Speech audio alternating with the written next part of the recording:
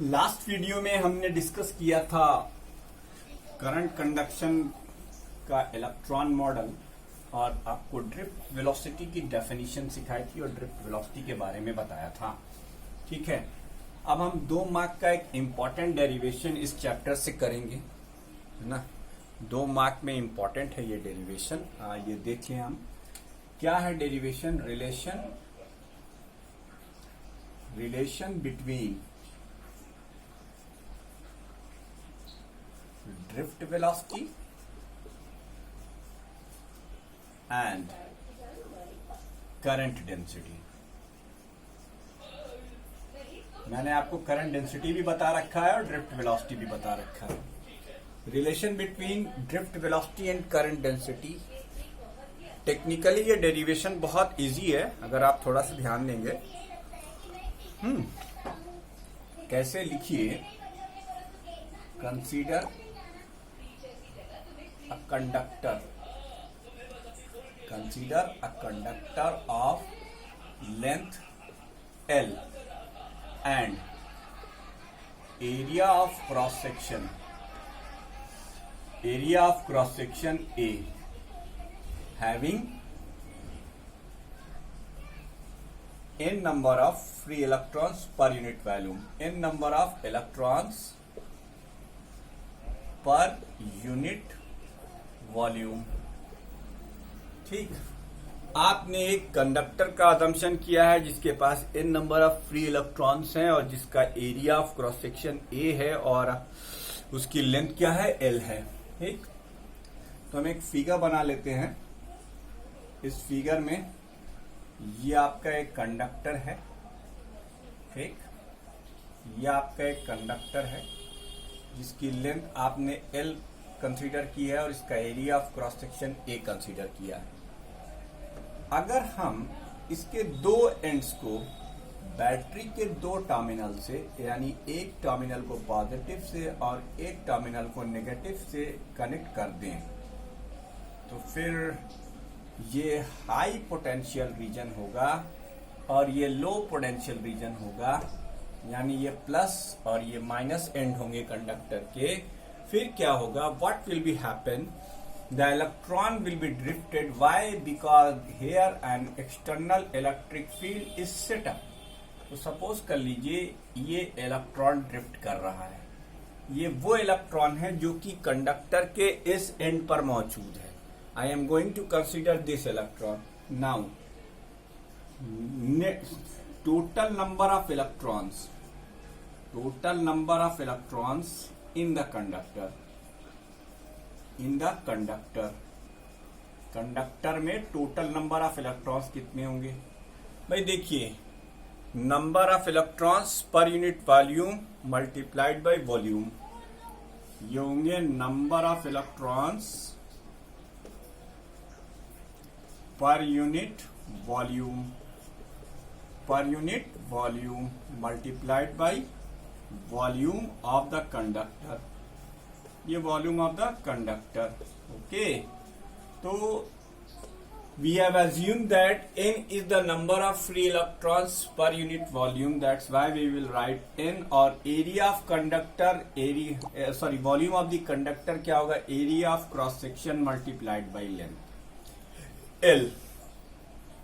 ठीक, तो ये हो गया टोटल नंबर ऑफ इलेक्ट्रॉन्स। तो net charge in the conductor क्या हो जाएगा, net charge on the conductor.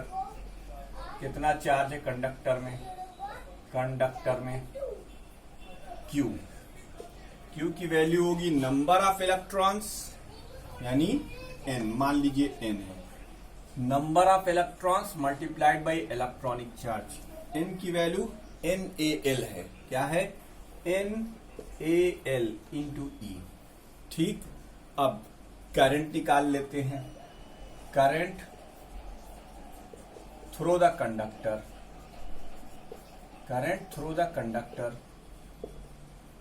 आप जानते हैं करंट का फार्मूला होता है I is equal to Q upon T, where T is the time for which current flows through the conductor या charge flows through the conductor, इसको T कहेंगे। अब यहाँ Q की वैल्यू आप NaL इंटू E/T रख देंगे। अब एक छोटी सी अजम्पशन हम करने जा रहे हैं इस डेरिवेशन को करने के लिए। वो छोटी सी अजम्पशन क्या है? Let an electron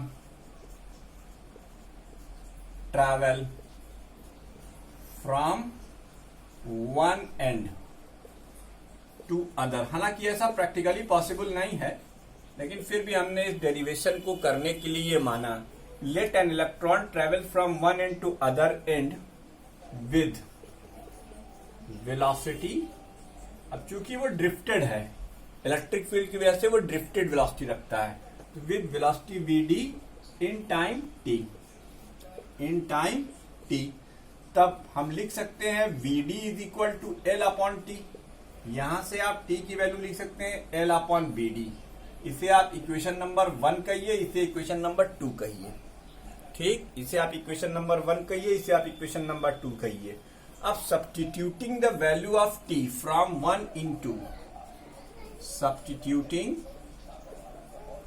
value of t from 2 in 1, 2 से उठाकर इसकी वैल्यू 1 में रख दीजिए।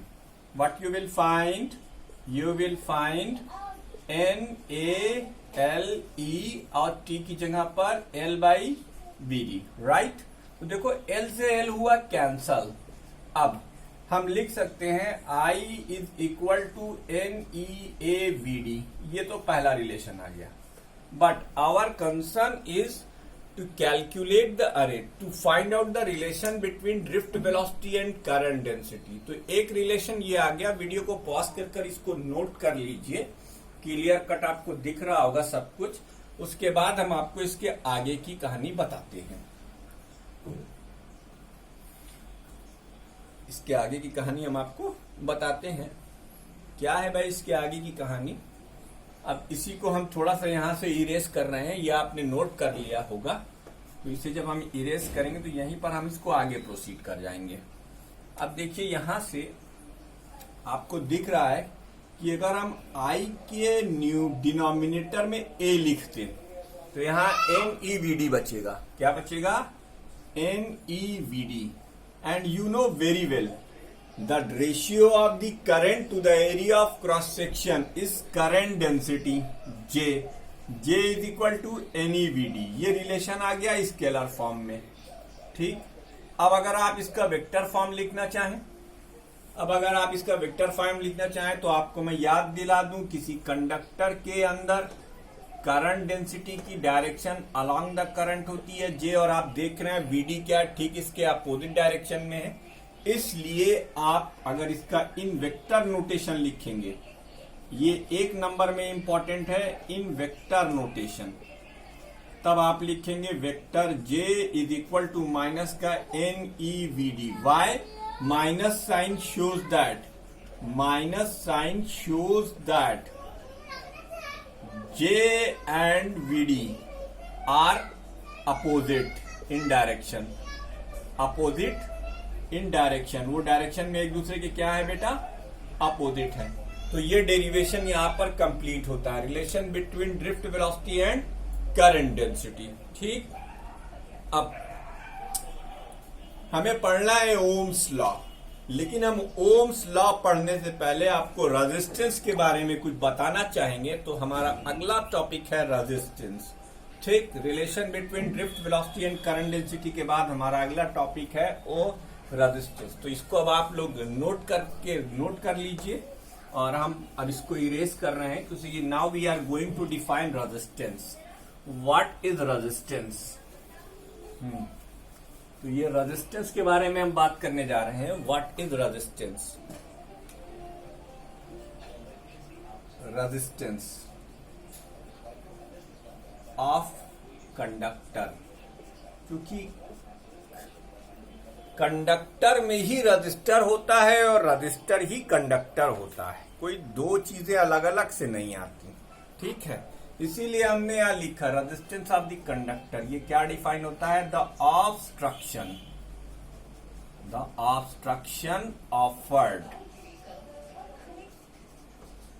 by the conductor in the way of current, in the way of current due to collisions of electrons is known as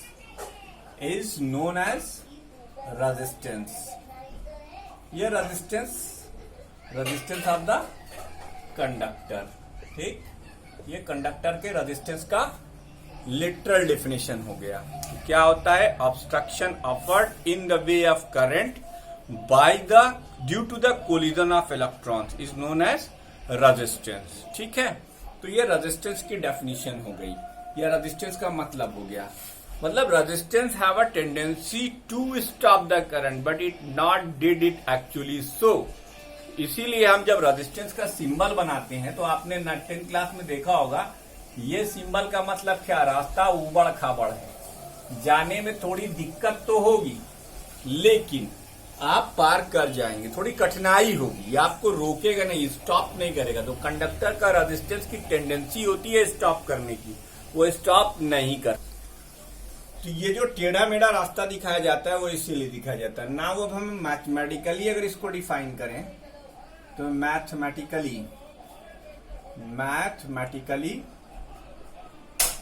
resistance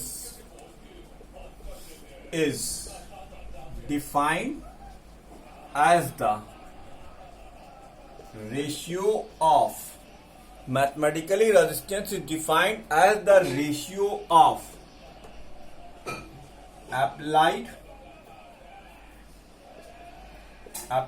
potential to the current flowing through the conductor.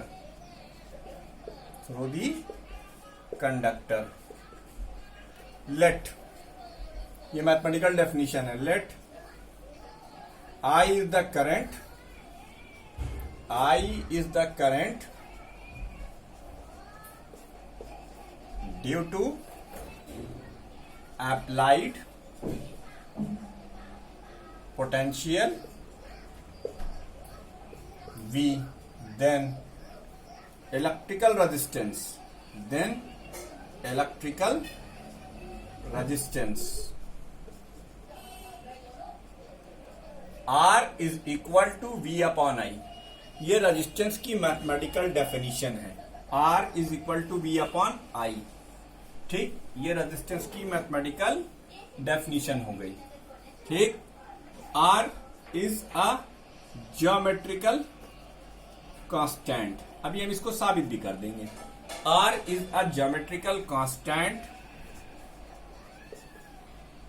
ठीक, the SI unit of R is 1 volt per ampere, या इसको हम लिखते हैं R ohm, in the honour of George Simon Om.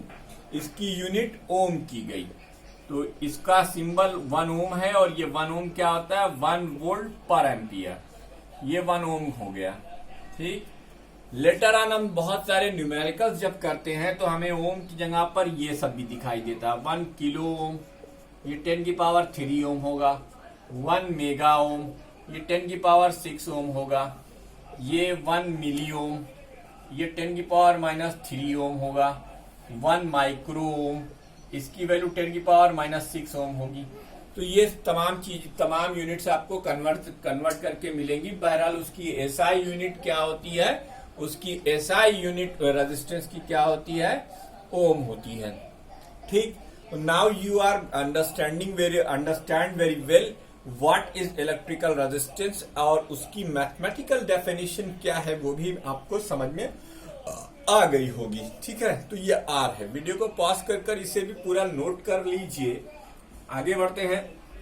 Resistance of the conductor के बाद अब आपको रेजिस्टेंस के बारे में पूरी तरीके से पता हो गया। वोल्टेज के बारे में आपको पता है ही है, इलेक्ट्रिक पोटेंशियल चैप्टर नंबर 3 से, करंट इस चैप्टर के बिगिनिंग से ही पता है। तो now it is high time to explain Ohm's law. वैसे वो ओम्स का लॉ नहीं है, फ्रैंकली बताऊं, लोग कहते हैं उसको ओम्स का लॉ, लेकिन वो ओम्स का लॉ नहीं है, क्योंकि कि लॉ वो होता है जो बदले ना, और ओम्स का लॉ तो ओम्स का जो लॉ है वो कुछ कंडक्टर कुछ स्पेसिफिक कंडीशन में फॉलो करते हैं, अदरवाइज लोग फॉलो ही नहीं करते। लेकिन फिलहाल अब डेकोरम है, उसे हमें कंप्लीट करना है, तो हम जरूर आपके साथ डिस्कस करेंगे ओम्स लॉ। ये जॉर्ज साइमन ओम, ये जॉर्ज साइमन ओम एक फ्रेंच साइंटिस्ट हैं, उनका एक्सपेरिमेंटल एनालिसिस है। क्या है उनका एक्सपेरिमेंटल एनालिसिस? कि if physical condition of a conductor, अब ये कौन से हो सकते हैं? मिनिमम में आप ले सकते हैं if a physical condition of a conductor such as its temperature, ये सबसे जरूरी है, temperature remains constant, then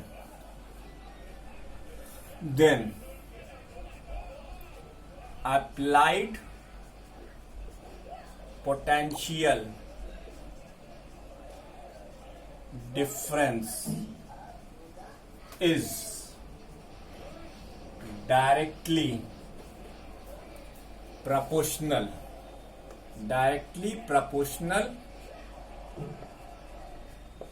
to the current flowing through the conductor, ये ओम्स लॉ का स्टेटमेंट है। ठीक है, इसके according I directly proportional to V होती है। जैसे जैसे आप V बढ़ाओगे वैसे वैसे I भी बढ़ेगा।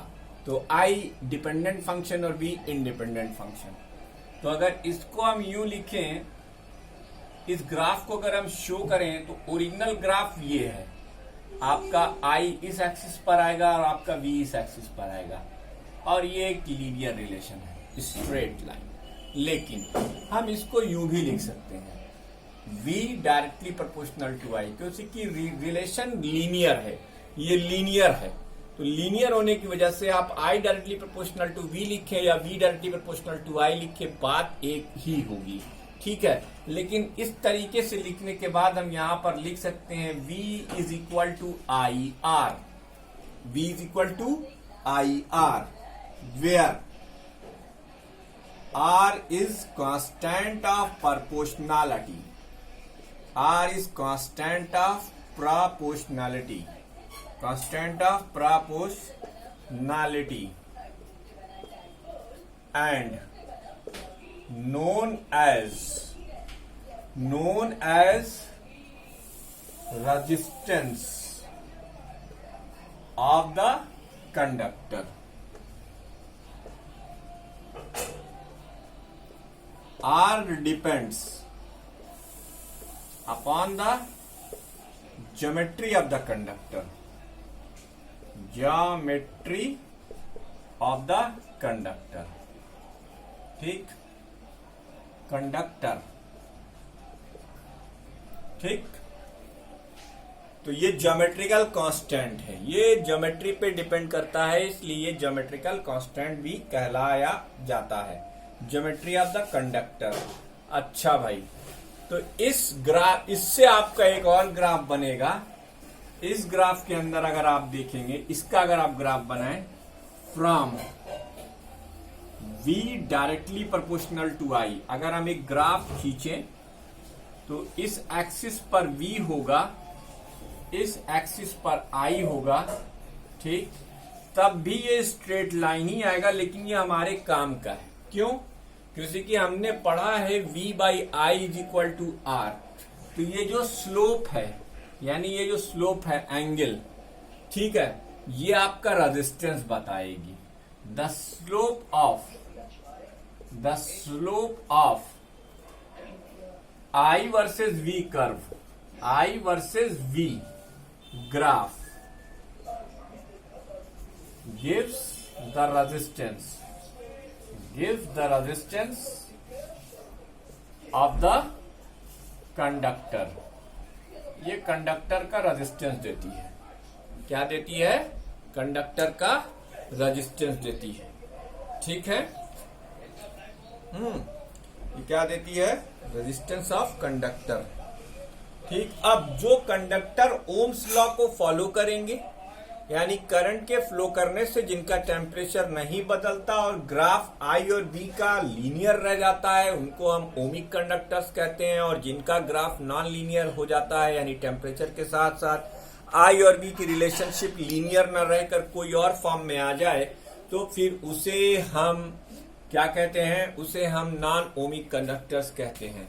तो अभी आएगा समय नॉन ओमिक कंडक्टर्स भी बताने का, लेकिन चलिए अब हमने ओम्स लॉ आपको पढ़ाया है। You know that I do not obey your book, I will explain in my own way.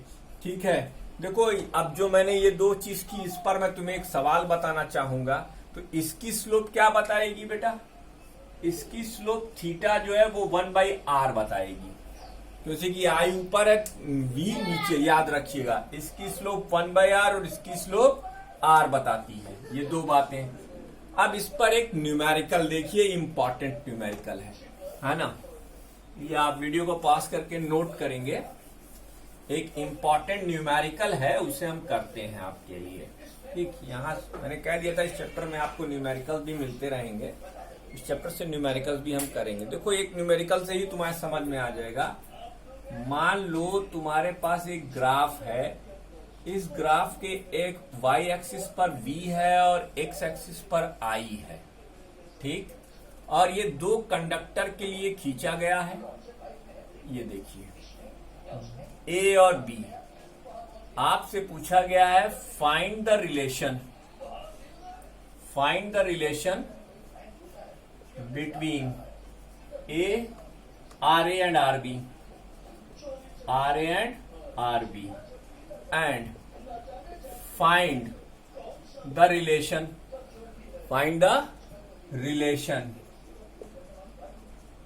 between TA and TB, where T stand for temperature। ये इंपॉर्टेंट क्वेश्चन है। T stand for temperature। ठीक। अब graph को ध्यान से देखो। ठीक है। तो कुछ और दिया नहीं हुआ है, सवाल नोट कर लो।